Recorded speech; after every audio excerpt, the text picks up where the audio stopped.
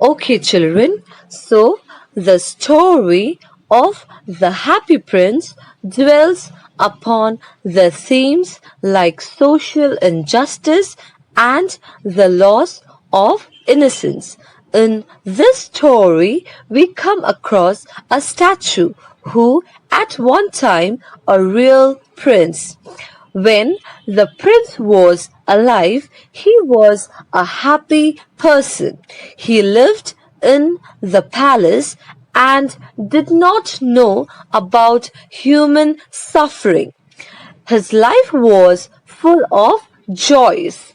Upon his death, his statue was built at the top of a tall column in the city.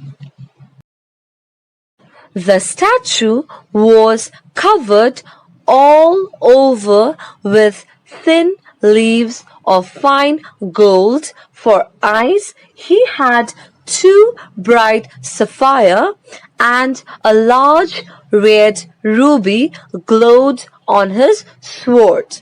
The statue of the Happy Prince looked beautiful, and everyone in the city loved to see their prince. Since he was placed high above the city on a tall column, the prince was able to witness all the sorrows and sufferings which the common people faced in their daily life.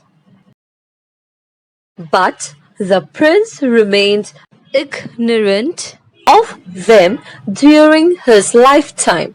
This made the prince, once happy, very sad. His eyes got watered and large drops of tears began to run down his golden cheeks.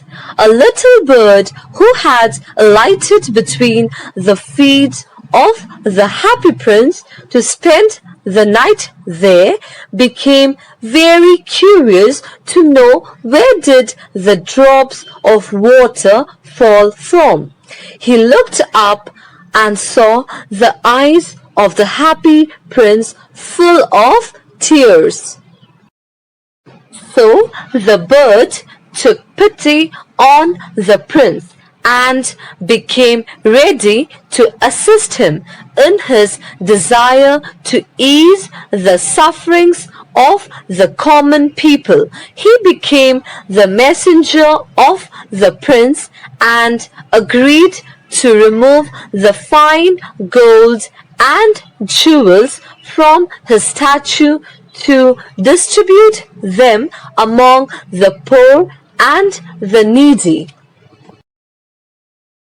He started with plucking the ruby from the prince's sword and giving it to the tailor who had no money to feed her ailing child. Then he plucked a sapphire from one of the eyes of the statue and gave it to the playwright who was too poor to make fire in the winter to continue his writing. He was also very hungry and feeling very weak. One day, the prince saw a match girl who was being beaten by her father for letting all her matches fall in the gutter. The prince's heart filled with pity for the girl. He immediately commanded the bird to pluck out his other eye and help the girl. But the bird was not ready to do so because this would make the prince completely blind. On being insisted, he plucked out the prince's other eye, swooped past the match girl, and slipped the jewel into the palm of her hand. The little bird decided not to leave the company of the happy prince, who had gone blind now. Although the prince was not able to see the sorrows or sufferings anymore, he knew it was there.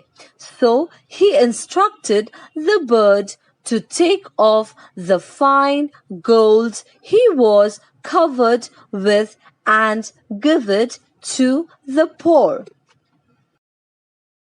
The bird followed his words and picked off leaf after leaf of the gold till the happy prince looked quite dull and grey.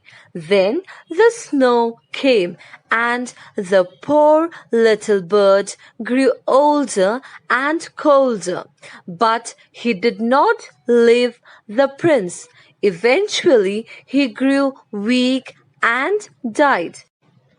Just at that moment, a curious crack sounded inside the statue, as if something had broken. It was, in fact, the leaden heart that had snapped right in two at the loss of the sweet and kind bird. The statue was no more beautiful and useful. It stood deserted. So the town councillors and the mayor pulled it down. Then they melted the statue, but the broken heart did not melt. So they threw it on a dust heap where the dead bird was lying. When God asked one of his angels to bring the two most precious things in the city, the angel brought him the leaden heart and the dead bird. God welcomed the two in his garden of paradise.